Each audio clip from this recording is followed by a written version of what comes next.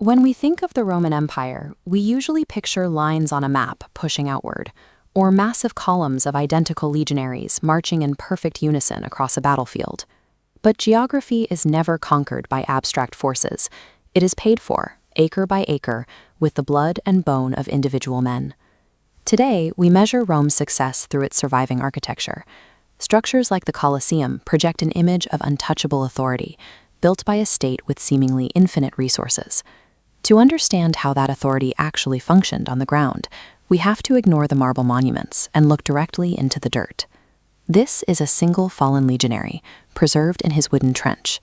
By reverse engineering the contents of this one specific grave, we can map the exact logistical machinery that kept the empire running. This site serves as a technical manual preserved in the dirt.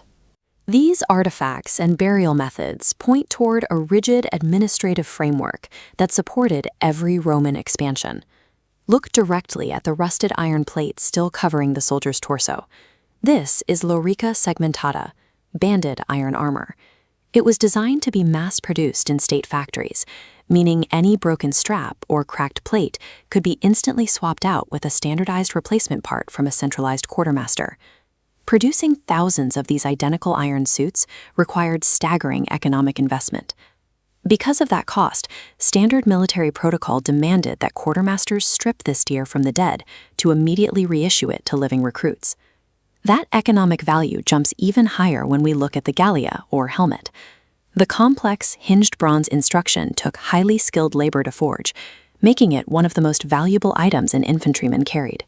Leaving highly valuable state property in the ground goes completely against Roman frugality.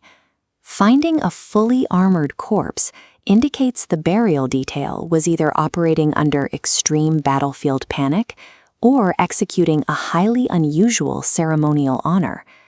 Burying this much refined metal perfectly illustrates the friction between Rome's strict economic planning and the chaotic, unpredictable reality of frontline combat. Moving past the metal, notice the remnants of crimson fabric near the neck and the thick red crest mounted on top of the helmet. This aggressive color scheme served a dual purpose. It created a visually intimidating wall of red advancing on the enemy, while actively stripping away the wearer's individual civilian identity. Once a recruit put on the crest and cloak, his individuality dissolved. He was absorbed completely into the rigid, hierarchical organism of the legion. Even as he was lowered into the earth, the uniform remained intact.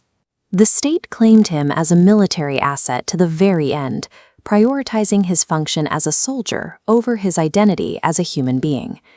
Beneath the armor, the body rests on a bed of simple straw, enclosed within roughly hewn wooden planks.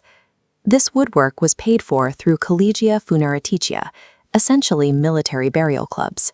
A mandatory fraction of every soldier's monthly pay was automatically withheld to guarantee they would receive a proper wooden coffin when their time came. The army strictly enforced these burials for immediate biological reasons. Leaving thousands of casualties decomposing near a marching camp invited cholera and dysentery, diseases that regularly decimated ancient armies faster than any enemy force. But the psychological threat was equally severe. If surviving troops saw their commanders abandoning the dead, morale collapsed. Disillusionment rapidly evolved into open mutiny, shattering the chain of command entirely. Burying a comrade with this level of bureaucratic precision had little to do with sentimentality. It was a cold, administrative necessity designed specifically to keep the surviving men willing to fight the next day. This data map visualizes the scale of the Roman war machine. It starts with a single point representing one meticulously dug trench, but rapidly multiplies to show how this exact administrative protocol was replicated thousands of times. From the rain-soaked borders of Britannia to the arid frontiers of Syria, quartermasters and burial clubs processed hundreds of thousands of casualties using the exact same standardized methods. We obsess over the visible ruins of the Roman Forum today, but those grand